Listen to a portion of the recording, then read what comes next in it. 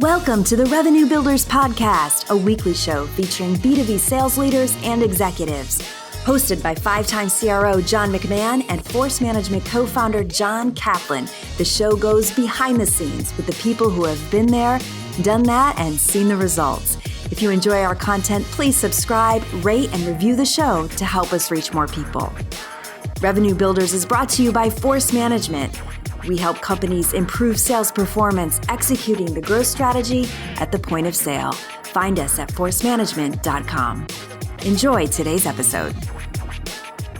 So, John, you have such a great background from going from enterprise sale to entrepreneur, successful entrepreneur. Would love to kind of start at the enterprise sales background and really just get the conversation started by thinking about what you learned most from your tech sales career and how it prepared you for entrepreneurship. So let's just talk about like what you learned about from the tech sales career. Yeah. And it's a great question. I mean, I always think of like my career in tech sales was the closest thing you can get to a crash course in how to build and scale a business as you could possibly get. And if I break it down through my journey, right, I started my career at EMC in their inside sales program, what's now the Dell Technology Sales Academy. And that was the classic, like 100 dials a day, really grinding, getting after it. But that program had some awesome training on like, how do you qualify a deal? How do you quantify pain? How do you position value, right? So really got to know kind of the basics around sales through that. I got promoted up into an inside sales closing role and ultimately onto an inside sales management role, right? And there I kind of got my first real taste of how do you build a team? Like, how do you motivate these people? How do you enable them to do those skills on a repeatable basis over and over? So, you know, through my career at EMC, like I had a good grounds of understanding there. I went on to enterprise sales with EMC as well, got promoted. Do you mind if we just kind of stay in some of these levels? Like we have a lot of people that reach out to us every week and talk to us about Kaplan and McMahon. You guys talk about enterprise sales. You talk about selling in large accounts. You know, what about our inside sellers and our BDRs out there? Can we give them some love? And so since you're not too far removed from that, I know it's been a while since you managed that, and you've listened to us before, like what is some of the advice, some of the best advice that you could give our listeners as it relates to some of those early career jobs as BDRs, SDRs? What were some of your takeaways? I think in my experience, some of the biggest things, whether these BDRs, SDRs want to admit it or not, is it just takes a minute to get confident in what you're doing. Like you have these expectations, you get these exposure to these, you know, hitters, great sales reps. And I think a lot of people are just like, hey, I don't know if I have that skill set yet. And it just shows up where they're not really themselves on the phone, right? They're not really good at asking the questions because they're so nervous. So I think I would say is like, hey, it's okay to kind of be new. Like every guy you're talking to on the phone or working with at the office they were new at one point as well. So you got to find a way to put yourself out there enough and take enough swings so you can actually build up the confidence to be, you know, good at articulating value and good at the job. But it's totally normal to feel new at one point. You just got to battle through it. I think one of the things you hit on is people not really being themselves, trying to be somebody else. And then that never comes off as authentic. It's almost like we all have an internal Geiger counter and the customer can feel it. Everyone can feel it when you're not, as you said, not really being themselves. Totally. Yeah. I mean, I think of it as like, you know, all these SDRs, right? They got friends, they got family that really like them. And they like the normal, true version of themselves. But they get on the phone and they try and be something different. It's like, hey, how's a customer supposed to like you if you're putting on an act? Like, I think the faster you can kind of flatten that confidence curve and just get to be like, hey, here's me. I know what I'm talking about. We got a great solution. Here's why you should hear me out. That's, I think, when most people early in their career make that jump to starting to be successful is once they can get over that curve. I think you're right. I think also confidence comes from belief. Belief comes from experience. And it's like you said, it's the number of swings. And it's also what I find is the more prepared you are. Like I used to ask people, and I'll get your guys' feedback on this. I would ask sellers in BDR roles and SDR roles, inside sales roles. I'd say, hey, walk me through your pre-call preparation. And they'd show me this list of all these calls that they're going to make. And I'd say, okay, that's awesome. And I'd say, what is your goal on each one of those calls? And, how are you going to prioritize those calls? And could you walk me through a little bit of how you can begin to, you're still doing this today. So how you can begin to really be effective and get that confidence level by being prepared. What advice would you give on preparing in these new roles, if you will? Totally. Yeah. I mean, I was a big believer in just process equals speed, right? If you can build what you're going to do every day down to a defined process, you're going to be able to move faster. You're going to be more prepared. And even later on in my career, when I was enterprise sales or enterprise sales management, I don't care how long someone was doing it, we would take a half hour for pre-call prep. And I think it comes down to you kind of got to make some hypotheses around okay, who are we selling to? What research did we do on their account? What do we think their key pain points are, right? What are relevant customer stories of where we've done this before that's going to translate and really drive that message home with them? And I think maybe early in your career, you're like, this is a bunch of busy work. I'm the best inside rep in the company. I don't have to do this anymore. I saw 50-year-old guys, President's Club, and they would still take the time before a call to go read a 10K, read job postings, figure out what do I think they're trying to do as a business, and how can our solution help them solve that? Just so important. And to your point, now that I'm running a business, it's the same thing. If we're talking to a company we want to partner with, I got to go do the deep dive and do that same prep doc I used to do, whether at EMC or Lacework of hey, we want to get our rangefinders and speakers in stores at Dick's. Well, what are their initiatives? They're trying to improve margin. They're trying to get a younger audience. When we get on the phone with that buyer, we got to have that stuff down. Because otherwise you'll figure it out during the call and you miss your chance to drive home how you and your company can help them. So, I mean, pre-call prep to me, it's the reps I used to manage are probably laughing listening to this because I was a psycho about that because I think it's everything. I love that. I used to ask people, how are you planning to make this interaction warm? And people kind of look at me like I'm crazy. Well, I don't know how to make it warm. It's a cold call by the very nature of it's a cold call. And what I like to try to do early on in people's careers is I say, don't make cold calls.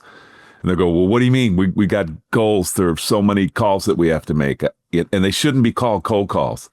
They should be called warm calls because you should figure out ways that you can make that call warm. What do you know about the individual? What do you know about that industry? What do you know about that company? What do you know about companies that are similar to them? What proof points, case studies, testimonials do you have at your fingertips? What value drivers do you know are appropriate for that persona? So I always used to ask people and get them prepped. What's wrong in the old days of getting with your buddies and saying, hey, I'm going to walk through, the purpose, process, payoff. This is the reason why I'm calling.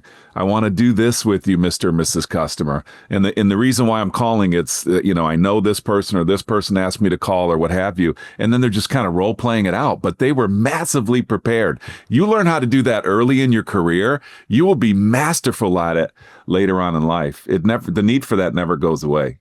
No doubt. The way I used to think about it was, if you're an enterprise sales rep, that is the highest point of your profession you could possibly be, right? It's the same thing as Patrick Mahomes is playing quarterback at the highest level of his profession. He's not showing up on Sunday unless he's dissected every ounce of film, knows the playbook cold, knows what he's going to do. You got to do that same level of prep. You're not lacing up the cleats. You're, logging into Zoom, but it's the same level of prep that goes into it beforehand. Yeah. I like what you said though, John, that if you're not prepared, you'll figure it out after the call, but then it's too late, right? And the other thing that I've always said, and I'm repeating myself because I said it on other podcasts, if you're not really well prepared, then you're not in the customer conversation.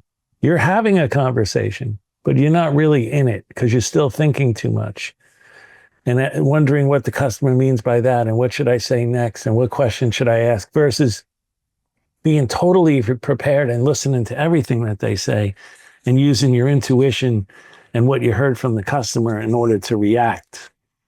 Yeah. And I think a lot about it too, in the sense that as much as you're selling software or hardware or some form of solution, you're selling yourself and your ability to be a good person for them to work with. And on that first call, they're going to size up pretty quickly. Hey, is this person going to come prepared to my meetings? Are they going to take the actions they said they were going to do? So I think you have a good opportunity on that first call through the prep to show them like, hey, I'm a sales rep that's going to be great to work with. If I say I'm going to do something, I'll do it. And even if that just shows up by you knowing what you're talking about before you get on the call, it's going to change the whole sales cycle for you. We've had guests on before. I can't remember. I think it was Selling DeVito, Johnny, but you always bring it up in several podcasts where when you're prepared and when you're in the conversation, you're present in the conversation, you are interested versus feeling forced to be interesting. And that just makes so much sense to me. Preparation allows you to be present and not trying to figure out how you can be interesting to another individual. The best way, the best connection you can make is to give that person space to be able to articulate what their challenges or problems are, and then be audible ready to talk about what you do for a living as it relates to what they just told you. Well, it goes back to John's first point. You can be yourself. Yeah. When you're really well prepared, you're not really wondering what you should say or how to act or any of that stuff. You're just in the moment with the customer, and that's you. When you're in the moment, you'll know what to say. You'll know what questions to ask if you're prepared. Johnny Rowell, sorry. JR. I'm going to call you JR. Me for a second there. I'm going to call you JR. Walk us through some other ones. Was a really, really good deep dive. Or can you expand on process equals speed? I heard that, and you never really expanded on that. I'd love to hear more about process equals or build speed, I think you said. Yeah, right. So kind of going forward with my career, right? I eventually made the jump over to Lacework, right? Back when we were single digit millions of ARR. And I got there and everyone there was just an absolute hitter. Like I was surrounded by just some studs. And as I started to spend some time in the company, I realized it came top down. Like I was working for, I think, past guest, our CRO at the time, Andy Byron, and he broke down what you're going to do to prep for a week of PG down to a process, right? He broke down the discovery call to a process, right? If you're going to get to a second call demo or trial, like the whole thing, it was, hey, here's what you're going to do going into it. Here's the defined exit criteria. And then we peel that back into the actions you're going to do to get there. So once it came time to show up and like, on a week and I'm going to run through my calendar and go out through all my meetings, I knew exactly what we were going to do every single day for every call and every period. And then we just started to move fast because there was no like, hey, what should we do next? What's this? We just had this playbook that we, were able to adapt and scale quite a bit. And really that's kind of the same thing once you get into the founder side and entrepreneurship is I've tried to take the same mindset of, hey, what's the big desired outcome my company's after? We're trying to sell more rangefinders. We're trying to launch a GPS golf tablet. Okay, well, what do we need to do this year? What do we need to do this quarter? Like, what do I need to do this week? And what are the KPIs we're going to measure along the way? So, I mean, that whole mindset of just dialing in a process and measuring your success along the way, I think that can be applied to anything, but definitely, obviously, sales and entrepreneurship specifically. I don't know why anybody would leave that up to chance. I mean, in the old days, there used to be this conversation about too much process led to sales confusion or it led to micromanaging. And I always found that really strange because I remember being a college athlete and I loved on game day, I loved coming into the locker room and looking up on the whiteboard, and to the very minute they told me where I was supposed to be because I had a lot of nerves. I had a lot of things going on. I'm trying to separate my preparation and from, game day. But I'd look up at that board and it told me by the minute exactly where I needed to be, when I needed to have my ankles taped, when I needed to, last chance to go to the bathroom before you're going out, whatever.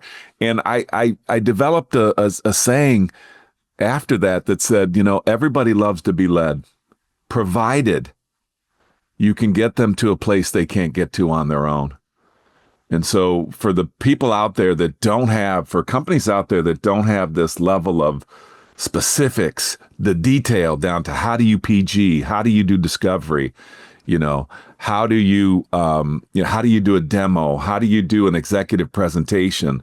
This is not micromanaging. This is laying the foundation to repeatable, scalable processes that that just create huge opportunities. Like a sports playbook. It's no different. Totally. It's no different. And I think the important thing, right, for like in my career as a sales manager, the reps really gravitated towards process if you showed them how to do it, right? If you said, hey, run your PG process, make some calls. And they're like, oh, look, I called 100 people, no one's answering.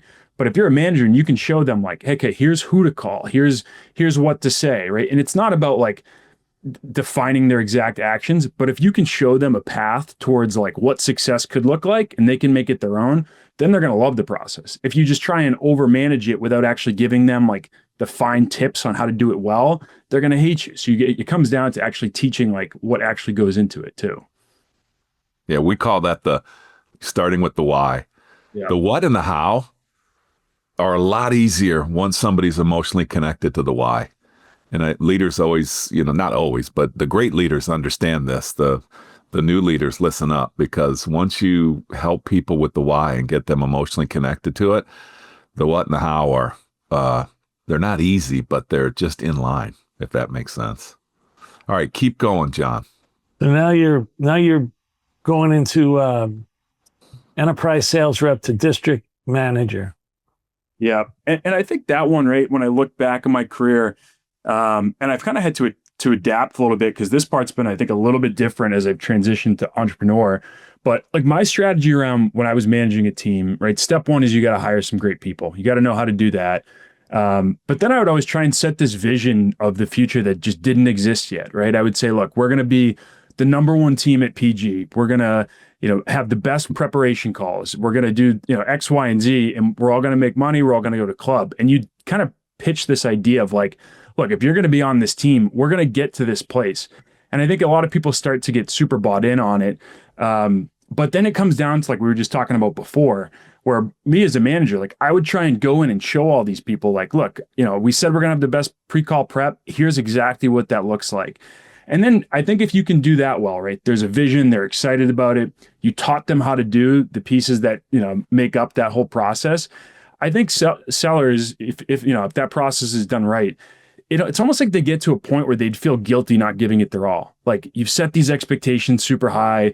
You've showed them how to do it. You're helping them. You're in the trenches.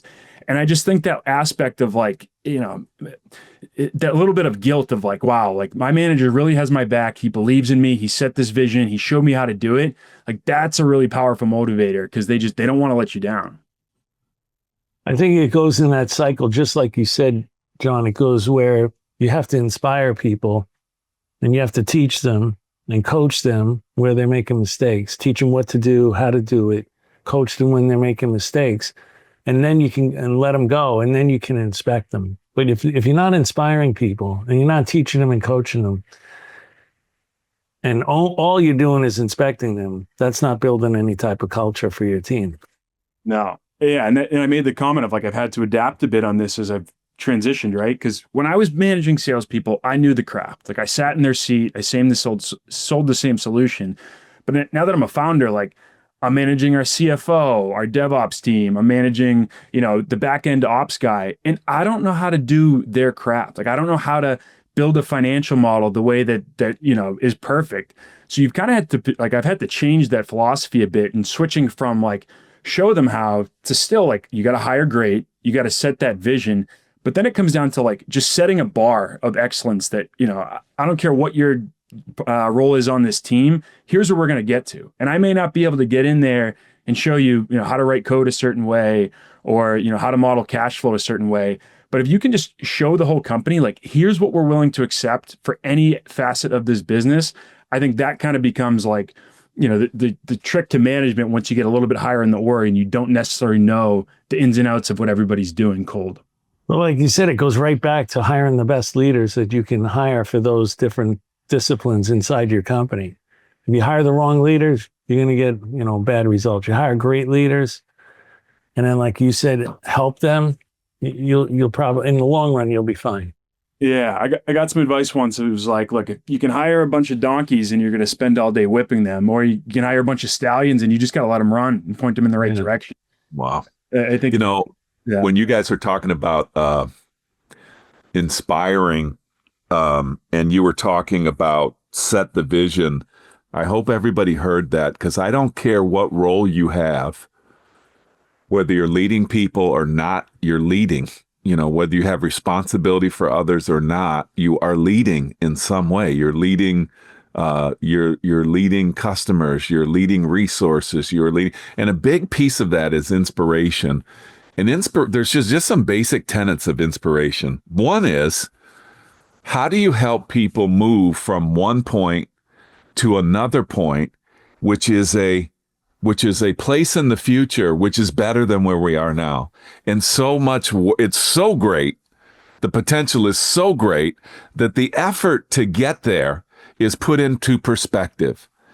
No matter what role you have, anybody can be inspirational. And I think that many people just miss the opportunity to, like you said, John, set the vision for the future. You do that with a customer. You do that with people you lead. You do that with people you collaborate with.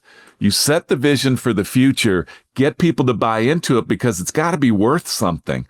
Like, instant feedback is, if you're pointing a future and nobody's getting excited about that future, it might not be a great future for those individuals, and high probability they're not going to put in the work to get up the hill. And so I think a lot of people say, well, I'm not very inspirational, or don't confuse style, people's style, with inspiration, with these concepts. Many people can be inspiring. They don't have to say it with piss and vinegar. They don't have to say it with a deep voice. They don't have to say it with stories. It's got to be about a vision, and it's got to be worth climbing the hill for. And I guess I would just ask us all rhetorically, what vision did you set today for whoever you're interacting with? I think that's really powerful what you said. All right, we're ready for the next one? Yeah. Keep going. Yeah. So, back to the theme of, like, what did I do every day in tech sales, and how is that converted over? I think a huge part of the job, right, is really just comes down to the basics, like articulating the message for a customer as to why they should buy, right? And when I was in sales, it goes back to those 4 basic questions, like, what problem are we solving? How are we going to solve it? How do we do it differently? And where have we done it before? Like, that's drilled into so many sellers' heads. But as I've kind of transitioned over to pinned golf, we're trying to sell to the masses, right? I don't have the chance to talk to every customer in an in-person meeting or anything. We're doing it through Facebook ads, radio ads, podcasts, email marketing. So we've had to really do, and the way we think about marketing is, how can we condense the answers to those 4 questions into a quick ad, right? With Pinned, the problem we solve is we're helping people, be better at golf. We're helping them have more fun while they do it. How do we solve that? We sell great rangefinders, GPS tablets, speakers. We can talk about all the ways we do it differently. And then you can kind of show the social proof of where we've done it before. Hey, there's 4 guys on tour using our product, or we have a couple thousand 5-star reviews, or, we just won the award for best new product at the show. Like, that's the same thing I was doing back when I was pitching enterprise software solutions, but you got to find a way to condense it down into a quick ad.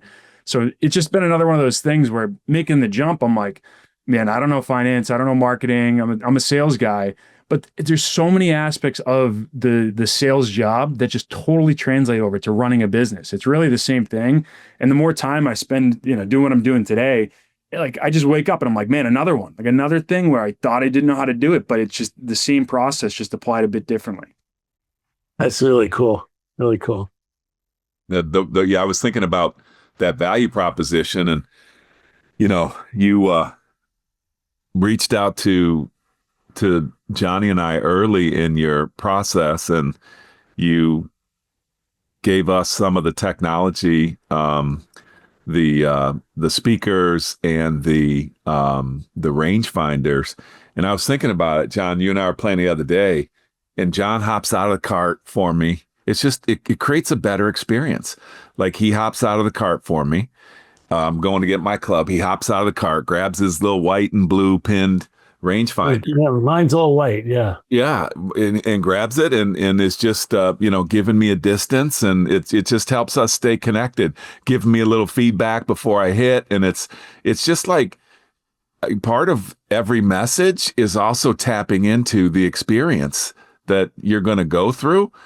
And I get it. I get your value proposition. And anybody listening out there, no matter what you're doing, your value proposition has to create an emotional response for your customers, for your audience, because there's got to be some type of problem that you're addressing.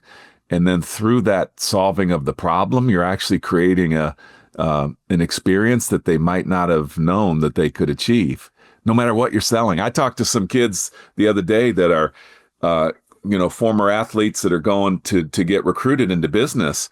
And I basically use those same 4 essential questions. What problems are you solving for your customer? Who's the customer? It's this hiring company. Why are they recruiting people? What are they trying to do in these jobs? What's going well in these jobs? What's not going well in these jobs? How specifically are you going to help them solve that problem? What makes you different about everybody else that they're looking for? And what are your proof points? Like, what did you do in athletics? What did you do in the military? That this was just the group that I was talking to that was actually relevant. So I don't care who you are. You're trying to get a first date with somebody. I don't care who you are. That value proposition, those 4 essential questions are really just powerful in anything you're doing.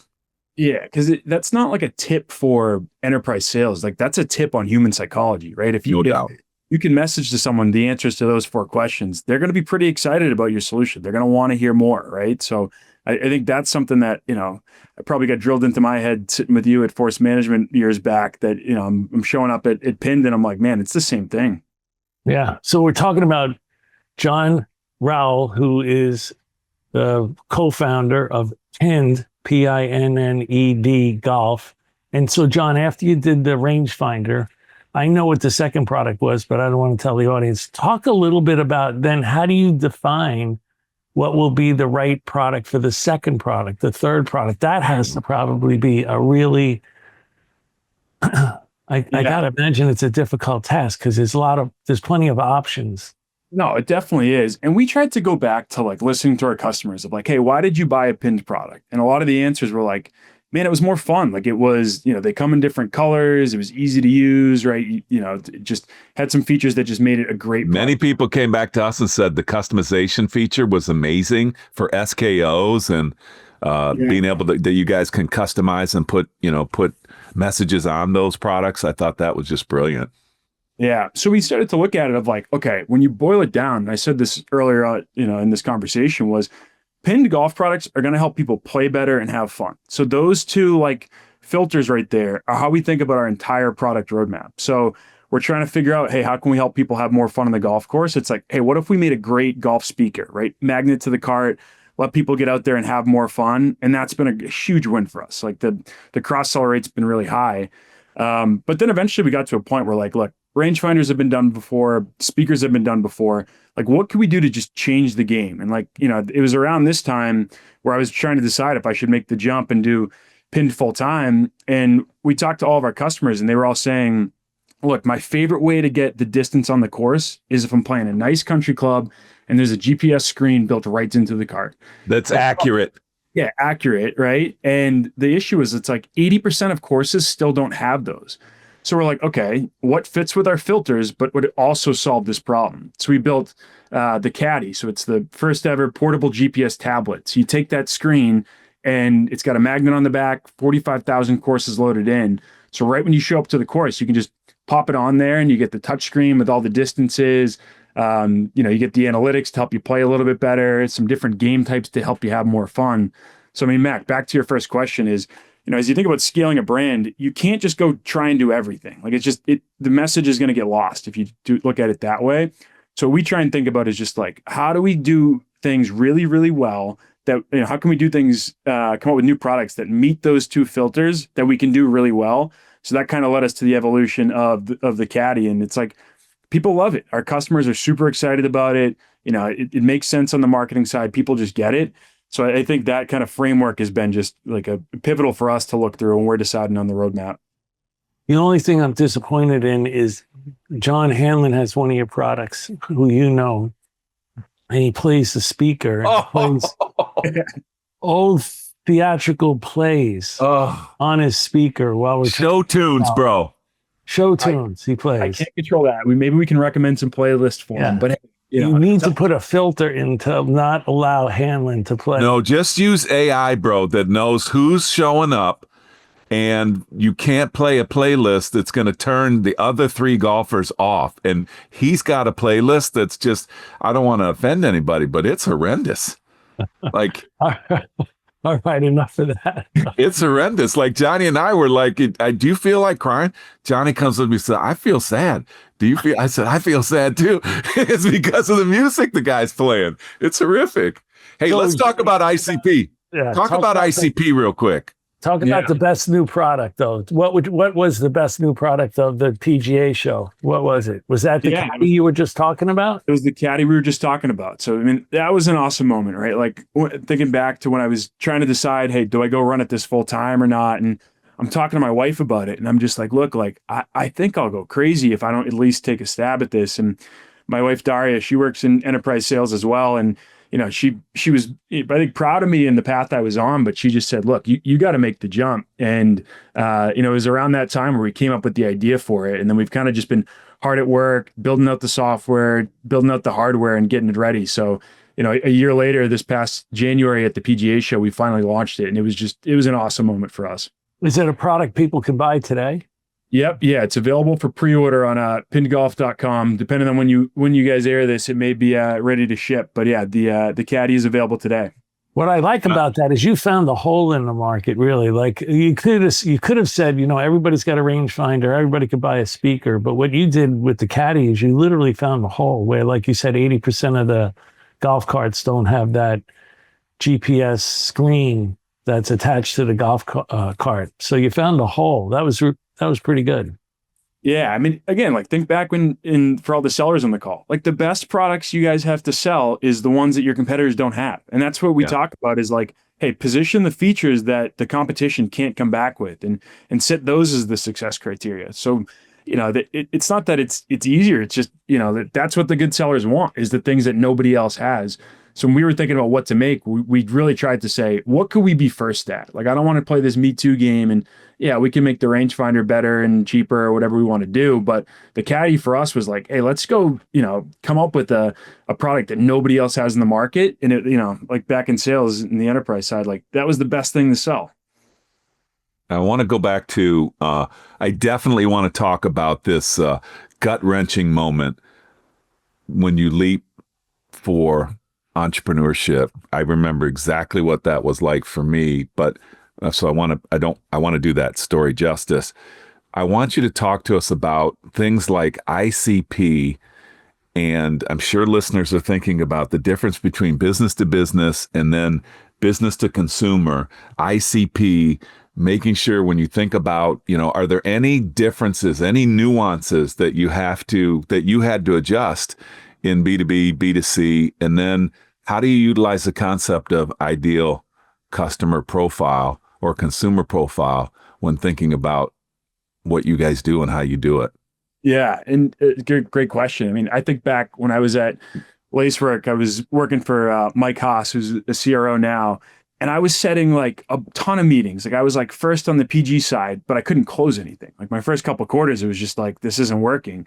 And I remember I sat with Mike and he's like, look, you're calling onto companies that are just never going to buy our software. Like, congrats, you can book a meeting, but we didn't hire you to be an SDR. And he helped me boil it down of like, you know, at the time, our ICP was B2B SaaS companies with cloud infrastructure operating in highly regulated industries. So I made the pivot and I started calling those companies. And what do you know? I started beating the number, right? So it was like kind of that aha moment for me of like, you can't be everything to everyone because otherwise it's just, you know, the value prop isn't going to resonate. So now when I'm at Pinned, right, there's so many golfers out there, but we got to think about which golfers are really going to resonate with our value prop. And again, if our value prop is help you go out there, have more fun, play better with, you know, some tech-enabled products, the way we think about it is we kind of bucketize the ICP into different buyer personas, the same way we do before, right? You have maybe the diehard golfers, they're the members, they're, you know, they want all the fancy stuff. Like, you know, that's a great ICP for us because we offer great tech that's a good fit for them. And then we also have, you know, for the people that like to go out and have a good time, drink a couple beers on the course, they want products that help them have a little bit more fun, right? So that's where things like our speakers end up being great for us on, you know, great products for us to sell to them. But you got to gear the marketing towards those two audiences, like if those are our core, and sure, there's some other people that may gravitate towards buying our products, but when we think about our ICP, instead of just, cold calling into the right accounts, it's building marketing programs and marketing strategies that are going to go catch the ears of those audiences. So that's really, it's the same idea of who's most likely to buy your product. We'll find a way to go get in front of them. It's just the means of getting in front of them is a little bit different, right? We're running Facebook ads and posting TikToks instead of making cold calls and sending emails. And Johnny, what about distribution? Do you distribute through other retail outlets, or do you do it all online? How do you do that? Yeah, you're teaming up nicely here. So we have, we are available in some of the major retailers. That's kind of where I'm still working on, is to get more in stores. You can buy some of our products at the PGA Superstore, on Dick's website. It's on Amazon. But a big thing that I learned, obviously in the tech sales side, was if you can get the channel really working for you and selling on your behalf, you can touch so many more people, and you can really fast track the process of champion building. So for us, right, a great customer for us to sell to is a local golf pro shop, right? Those guys are buying gear, they're selling it to their golfers. So we started just reaching out to them cold.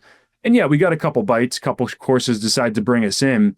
But what we've done is we've basically just built out a channel model where we have independent sellers in every single region, and maybe they sell one brand of hats, one brand of balls, and they'll pick up Pin to go be their their rangefinder, their speaker, their tablet manufacturer that they're going to work with. And then within a year of launching that channel model, we went from like a couple dozen pro shops to over 1,000, right? We're over 2,000 today. And that's just me looking at like, hey, tech sales, when I called, the guys at Ahead or Presidio or whatever it was, like, what do you know? We found more deals. Okay, where does that dynamic exist in golf? And we just found it with these independent sales reps, push play, and they've been killing it because they know the buyers, they know these people, they have great relationships. So again, it's like another example of, man, I don't know how to do this. I'm a sales guy, but there's just so many aspects of distribution and doing it at scale that just translate over so nicely. Like this, for anyone that has kind of the itch and, they think they want to start a business, if you've spent some time in enterprise sales, I'm telling you, I'm guaranteeing you, you have the core competencies to go do this. It's not like I had these magical traits. I was a sales guy and learned systems, processes, PG messaging, and it just applies in so many different parts of running a business.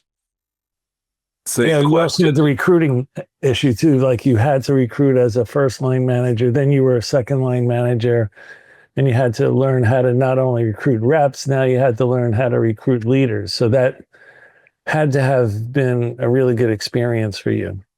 Yeah, no, absolutely. And it's been fun. I mean, that's like any manager will say, like bringing on people and giving them the opportunity to change their lives and their financial situation. Like that's one of the more fulfilling parts of the job. So kind of, that same muscle of, how do I build out the success criteria of what a good CFO is going to look like, and then go interview for it and then bring someone on board. It's another example of, it's the same thing you learn in sales can be applied to other facets of running a business. How do you take us to the point? Like you were doing this kind of as a side hustle. So you're doing it at night. Yep. And you had some pretty good early success.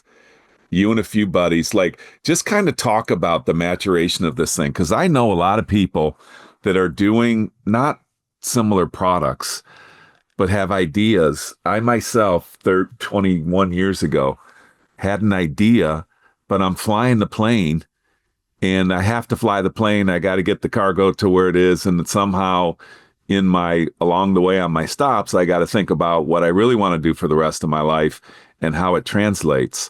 So walk us through that process for you, all the way through the idea. Who do I surround myself with? Yeah. How do I justify bringing hires on? Talk about it. Totally. Yeah. So it was 2018 we got started, right? I had like made a couple commission checks. I wanted to get more into investing, and my college buddy, my now co-founder, Alec Lorenzo, he was also in tech sales. And he's like, hey, I got a great idea. The same way we can sell tech as a service, wouldn't it be cool if golf courses could offer rangefinders as a service? So the initial business model, when he called me and our other partner, Matt Buckley, was, hey, let's sell rangefinders to a golf course, and then they can go rent them out as a service and create a new revenue stream.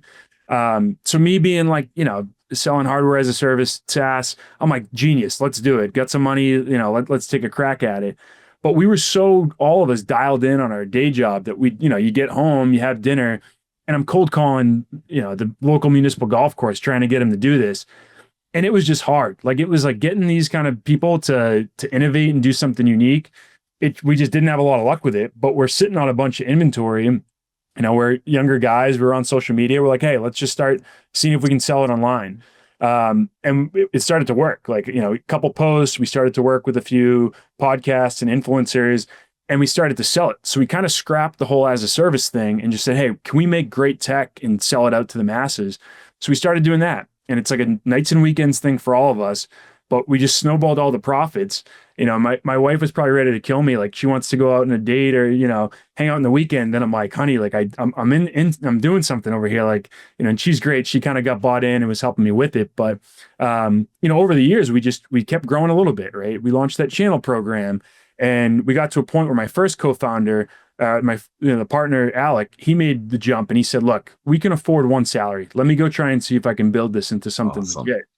So I'm still like banging the phones, and like, to me at this time, I was going to be a CRO. Like, that was my career path. That's what I wanted to do. I looked up to guys like, Raf Kyoto, Byron Haas, Hanlon, like John Henry Archer. And I'm like, I want to go be them, but this is a fun project. And then slowly, just over time with more success, I'm starting to realize, like, man, that thing's growing. Like, wouldn't it be cool? No, back to work. Like, I got this thing going. And then we start to grow it to a point where my second co-founder can go. And I'm still like, guys, like, keep going. This is a great little secondary source of income for me, but like, I'm heads down. I got this. But then finally, right, I get promoted, and I think I started to see like, okay, I see the path the rest of the way in sales. And it was great. It's an amazing career. Like, I literally loved every second of the tech sales side of things. But then Q4 of 23, we had this great Black Friday offer. We were giving away a free speaker with a rangefinder, and sales just ripped. Like, it was like, we barely had enough inventory to fulfill these Christmas orders. And I'm sitting there and I'm like, oh, man, like, I don't know that I can continue to give 100% with how fast this is growing over here. And my wife was pregnant at the time with our daughter. And, I just kind of said to her, like, look, I know the time's probably not perfect for me to make this jump. She was like, no. She's like, I believe in you. If you think this is going to work, then go for it. So, put in my 2 weeks, and they're like, okay, which competitor are you going to? And I'm like, going to go start a golf company with a couple buddies. And I definitely got some crazy looks at the time from people that weren't really aware of it. And, fast forward, it's been, I think, a year and a half since I made that decision. And it's been awesome. Like, the amount of stuff I'm learning, right? The ability to apply some of these skills I built up in tech sales into doing my own thing. It's just been an unbelievable experience. But yeah, it was kind of a crazy moment of like, am I really going to do this? And to expand a bit more, like, I always thought about making job shifts, right? I had a customer who said to me once, the way you should think about switching jobs is every year, ask yourself 4 questions. Like, do I have the opportunity to make more money this year? Do I have the opportunity to learn? Do I have the opportunity to get promoted? And what's the opportunity cost of doing this versus something else? Great. And I wrote those down, and I can recite them off the top of my head today, 7 years later, because every year I would go into, my new job, and I'd say, okay, how many yeses are here? And I think with, my final year at Lacework, that opportunity cost question, it was just too high. Like, I wasn't going to be able to live myself if I didn't take a crack at it. So even though the other ones were probably yeses for me at the time, like, I loved what I was doing, it was just, I got to go. I got to take a swing. And it was, the best professional decision I've ever made. Talk a little bit about manufacturing. I mean, that's some design, let's say design of the Caddy that you just came out with. Talk a little bit about some of the things you had to learn in the design to manufacturing process. And Johnny, if you wouldn't mind, both John, sorry, separation of roles, like who's doing what, when. So answer, go to Johnny's first, and then tell me, like, that had to be an issue also. Got to be an issue. The 3 of you had to decide who does what. Yeah. Segregation of duties. Yeah. On the manufacturing side, we tried, again, being like sales guys, we tried to work backwards from what would sell. So we'd come up with the product, and the Caddy, it's like, hey, wouldn't it be cool if it was portable, if it had ways to track your bets and your gambling? Wouldn't it be cool if it had every course in the world? And then we'd have to like not get too overconfident in ourselves that we're the guys to do it. But you got to know when, like, same on a sales call, that's a technical question. My SE's got to take this. We had to go talk to some professionals on hardware manufacturing, mechanical engineering side and say, hey, what's this going to take? Right. And then you kind of build that in of like, okay, here's what it would cost to build, do some analysis on what the TAM looks like, how much it's going to cost to go sell it and run at it. But I think what we learned is you got to keep the customer first when you're building this, because, we could have made shortcuts or invested in things that weren't going to lead to customer satisfaction. Like, we had to strip that down and keep going back to the core question. Is this going to help people have more fun? Is it going to help them play better golf? And then really kind of delegate and work with some experts that knew how to do all that stuff. When I started Force Management, I remember vividly, in 21 years later, people say, God, how lucky you are that you started a company with your co-founder, Grant Wilson, and you guys share similar values. We share the same faith. We're roughly the same age. We have the same number of children. We were trained the same way in previous companies. We have the same values, but we also have different competencies. And what gives us energy in our lives is different. What Grant wanted to do for Force Management, I did not want to do. What I wanted to do for Force Management, Grant did not want to do. Now, he was capable of doing it, but it just wouldn't give him energy. And I found that, I look back at it and I'm like, God, thank you, Lord, like, for putting two people like that together. And people always say it like, man, you guys were perfect, the yin and yang, so to speak. But I also see a lot of people that start companies with their friends. First of all, Harvard, MIT, they'll all tell you, don't start a business with your friends and don't split the company 50-50 or, three ways equally. Somebody's got to have. And we did the exact opposite. I started it with my best friend and I split the company 50-50. But there was much more behind it. Could you talk a little bit about like that, the people part of this, starting it, and some of the mistakes that you feel that you overcame or that you see other people that are not overcoming it? Yeah. And we did the same thing. I started it with two friends, 33% a guy. And, I understand why that's good advice, right? Because it's hairy. But what they leave out is if it works, it's awesome. Like, yeah, nothing better than being like, you guys on this podcast, your friends, you get to go build this thing together. So I agree, it's risky. I mean, fortunately, I think the advantage of being friends first is you can deal with some heavy conversations and not let it drag on forever. Like, you can quickly kind of get to the problem and move forward. So we've been lucky on that front. But I mean, like, back to your original question of like, how do you decide who does what? It took some time. I think naturally we kind of fell into certain roles. Like, for me, it's leading up really like the equivalent of the enterprise sales process of getting us into the big stores, chasing down the big partnerships. Like, we just got a license agreement with the Ryder Cup to have Ryder Cup licensed gear. And it's like, so I'm chasing down the people, I'm building champions doing that. So for me, it was doing a lot of that kind of became my core part of the business. But then somewhere along the way, because I was doing the nights and weekends thing, like, I could do the accounting and the financial projections asynchronously. So those could get done on the weekends. They didn't need those during the week. So I started to become kind of like strategic partnerships and finance and ops guy. My partner, Buck, he's an awesome sales leader. He kind of manages that whole channel program I was talking about and doing a lot of hunting. And then Alec, the third partner, he got really good at marketing. So it was kind of like he was going to do marketing and also product is him too. Like, he's really, really good and creative and he knows how to work with engineers and lead DevOps teams. Like, he kind of picked those skills up along the way. So I think we naturally fell into the roles back when it was a side hustle for us all. But then all of a sudden we're all sitting in the same office and we all got these 2 cents on like, I'm guilty of it all the time of like, hey, we should do this, we should do that. And it totally ran into issues where like we're spinning tires on things that have already been discussed or too many cooks in the kitchen. So basically what we tried to do was, hey, well, let's set a vision for what each line of business is going to look like, right? Here's how we're going to run finance, product, marketing, ops, like you name it, sales. And then that way, once whoever is in charge of that domain wants to communicate with the other guys, we can kind of revert back to like, hey, here was the original goal.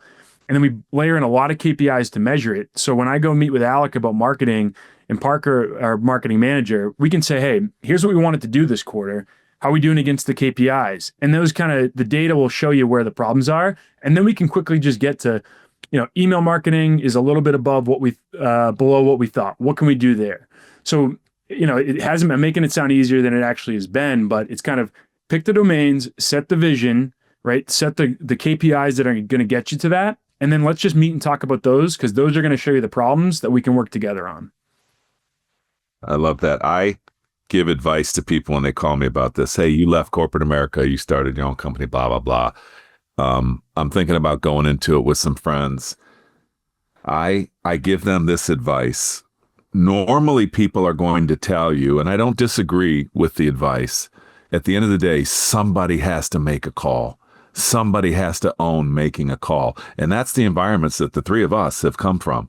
And somebody had to make a call, and somebody was responsible for a call. When you go into business with your friends, sometimes you believe that, well, we're such good friends, we'll be able to agree on the call. And I always ask for people to contemplate this.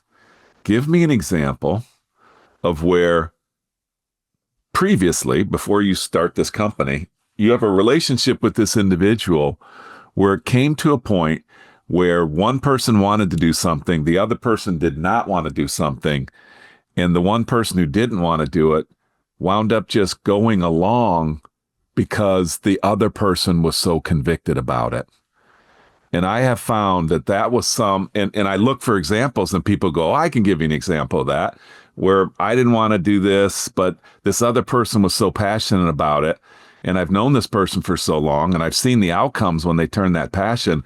That kind of sums up my relationship with Grant, is that we have tons of examples where we did not agree on what to do next. I don't like spending money. My story was, if Grant was like, hey, if we owned a pizza place, a pizza parlor, whatever, Grant would be like, let's knock down the wall and let's turn this other thing into a dance floor, and we'll get more people in there. And I'm like, Grant, until people are sitting on each other's lap in the current establishment that we have, because there's not enough room, we're not going to knock the wall down.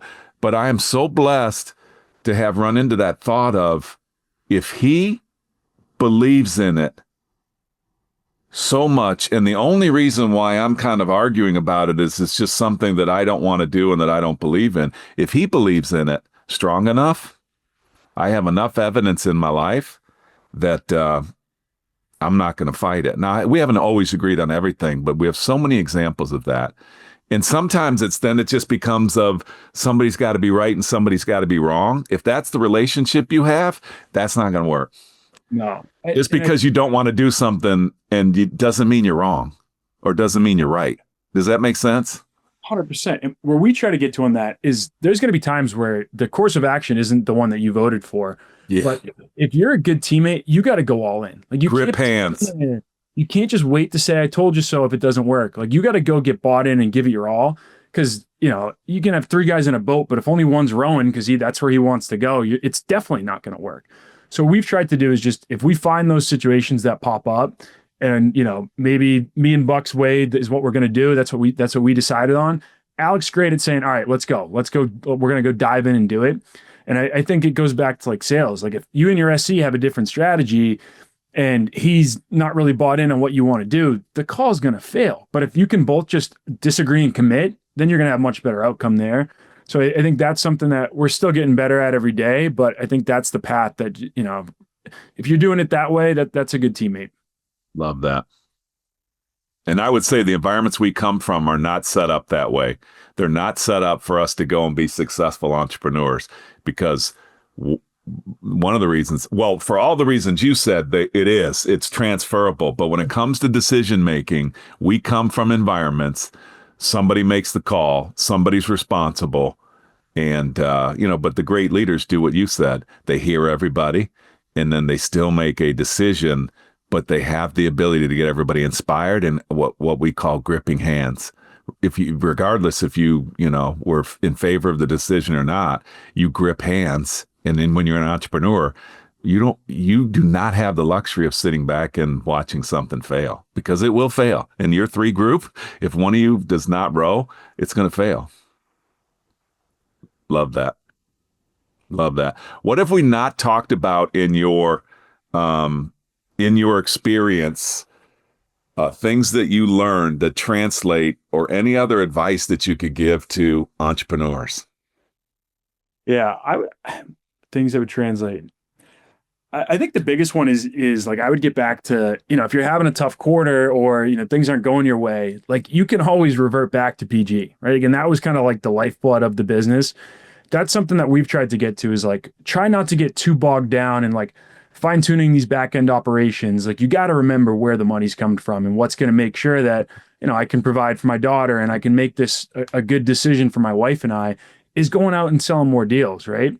So like, one thing that we just always try and do is like, hey, at some point during the day, you got to go make a couple cold calls. Maybe those are to a group we're trying to partner with, to a big box retailer, to a local country club, sending message, like whatever it may be.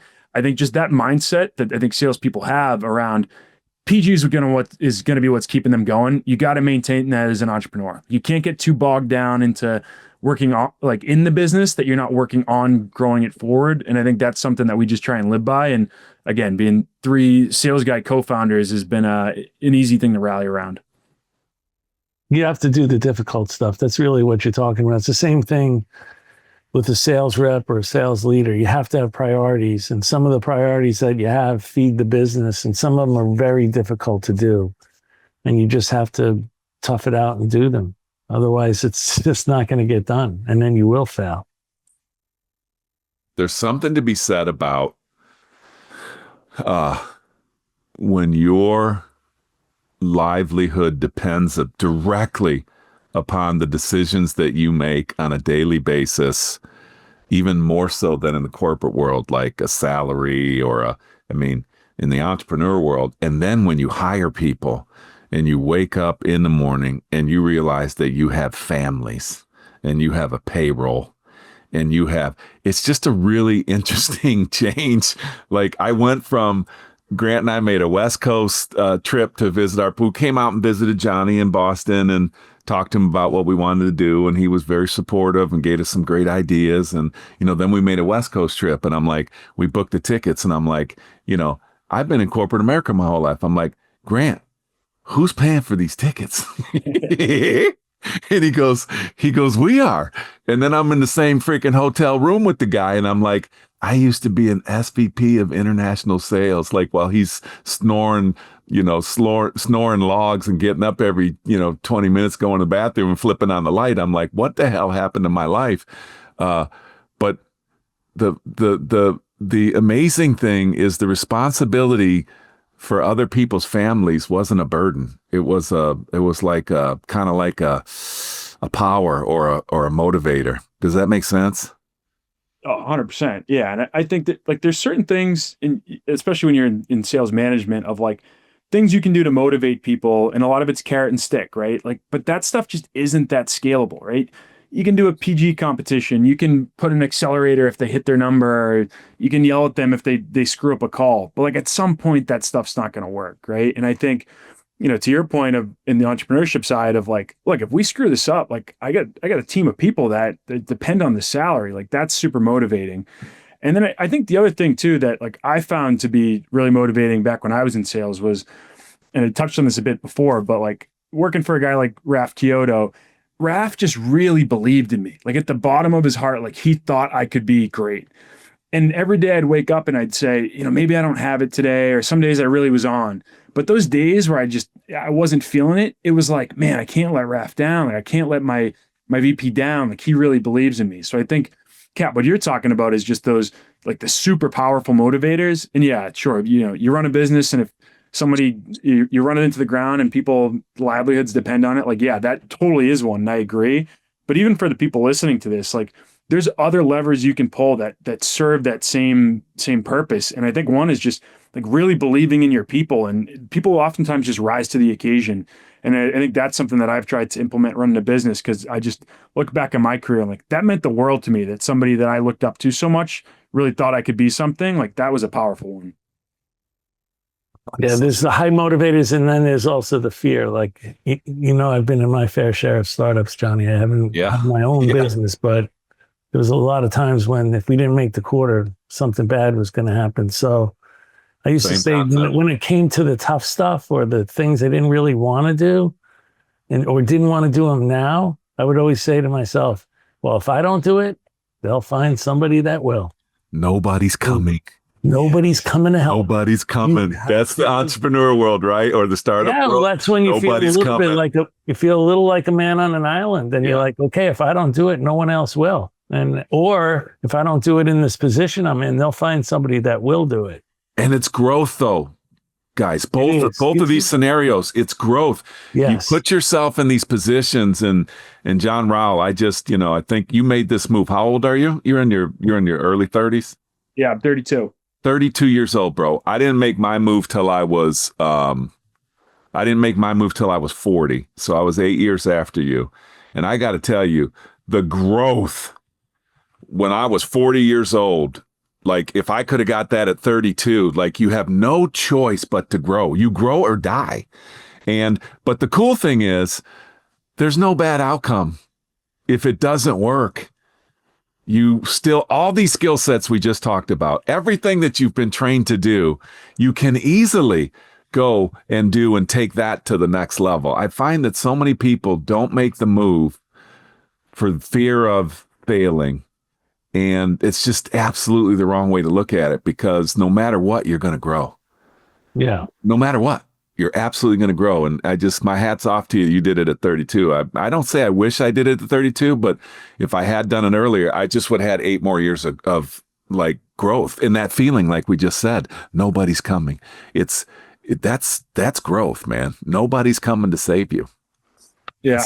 Legit. I appreciate it. And again, I think we were saying earlier in the call, the SDR is back to that point of the conversation where it's like, find a way to get confident. Just believe in yourself. Go do it. It's the same thing. Like if you're somebody that is thinking about making the jump, like as soon as you became a confident man or woman on that phone call, you were pretty good at it. So like you got to kind of just build up to that point of, hey, I can go do this, and then give it your all. And you're probably going to surprise yourself with the outcome you're going to get.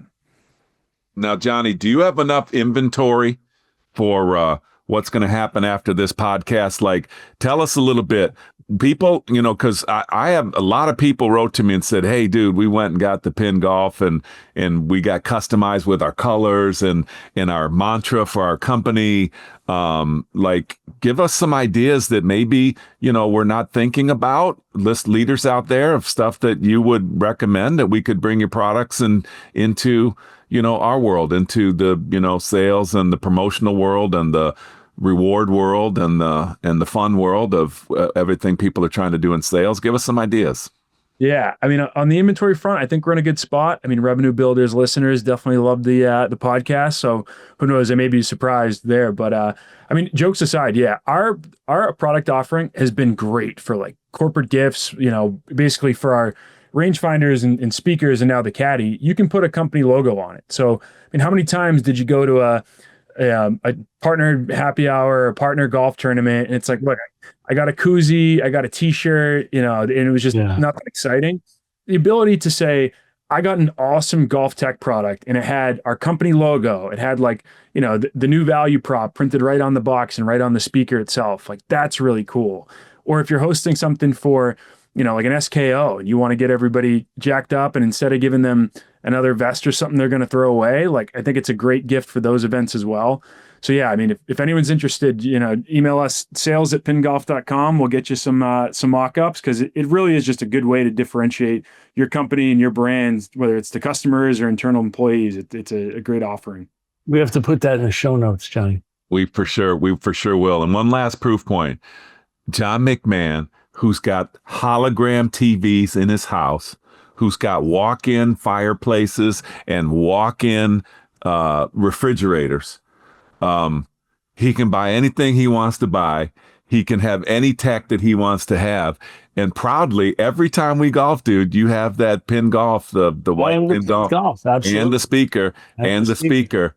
And it says Revenue Builders on it. It says Revenue Builders. It's so legit. So legit. Proud of you, Johnny. You, Johnny Rowell, you're, my hat's off to you. I love what you're doing. We love the products. We met, I think you reached out to me, and then you sent us a product, and we loved the product, and we love what you're doing. And we as soon as you get those tablets, bro, we'll show them. We'll show them in action. and we'll have some fun. But congratulations, bud. Thank you, guys. Appreciate the opportunity, and a long time, first time over here. So it was great to connect with you both. Thank you, John Rowell. I'm talking about the co-founder of Pinned Golf, Pinned Golf.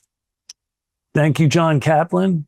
And thanks to everyone for listening to another episode of the Revenue Builders Podcast. Thanks for listening to today's episode. Be sure to check us out at forcemanagement.com.